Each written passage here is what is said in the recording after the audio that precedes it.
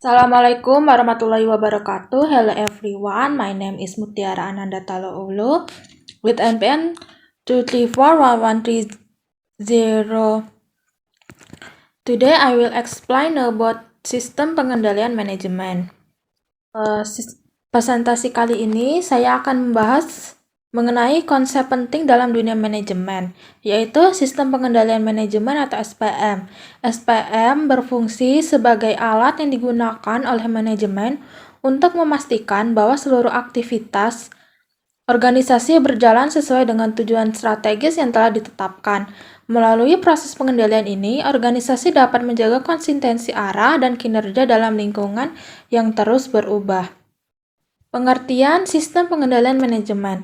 Sistem pengendalian manajemen adalah suatu proses sistematis yang dirancang untuk membantu manajer dalam memantau dan mengarahkan aktivitas organisasi agar sesuai dengan rencana yang telah dibuat. Sistem ini melibatkan penetapan tujuan, pengukuran kinerja, serta tindakan perbaikan jika terjadi penyimpangan. Dengan kata lain, SPM bertugas menjaga agar seluruh bagian organisasi tetap berjalan searah dengan visi dan misi perusahaan.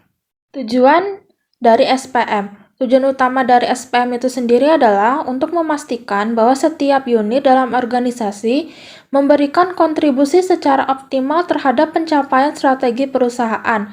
Melalui pengendalian yang tepat, organisasi dapat menghindari penyimpangan dari target, meningkatkan efisiensi dan efektivitas, serta membantu manajemen dalam mengambil keputusan yang lebih baik berdasarkan informasi kinerja yang aktual.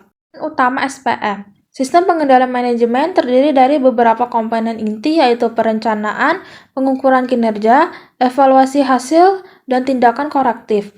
Perencanaan menetapkan tujuan dan standar pengukuran dilakukan untuk menilai pencapaian evaluasi, membandingkan hasil dan target, sedangkan tindakan korektif dilakukan untuk memperbaiki kesenjangan.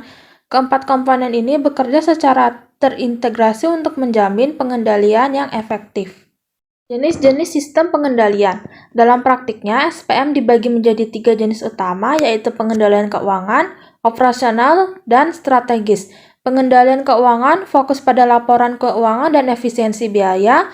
Operasional memastikan proses berjalan sesuai prosedur, sedangkan pengendalian strategis berkaitan dengan tujuan jangka panjang. Ketiganya harus ditetapkan secara seimbang agar organisasi tetap kompetitif. Contoh alat pengendalian manajemen. Beberapa alat yang umum digunakan dalam SPM meliputi anggaran, balance scorecard, Key Performance Indicator atau KPI, dan audit internal. Alat-alat ini berfungsi untuk mengukur, memantau, dan mengevaluasi kinerja dari berbagai aspek organisasi. Dengan menggunakan alat ini, manajer dapat memperoleh gambaran yang lebih akurat tentang efektivitas strategi yang ditetapkan dan membuat penyesuaian yang diperlukan. Kesimpulan, sistem pengendalian manajemen adalah elemen penting dalam memastikan keberhasilan suatu organisasi dalam mencapai tujuan strategisnya. Dengan menerapkan sistem yang tepat dan konsisten, organisasi dapat mengelola sumber daya secara efisien dan mengurangi resiko kegagalan dan memperbaiki kinerja secara terus-menerus. Kunci keberhasilannya terletak pada sinergi antara perencanaan, pelaksanaan, evaluasi, dan komitmen seluruh anggota dalam organisasi.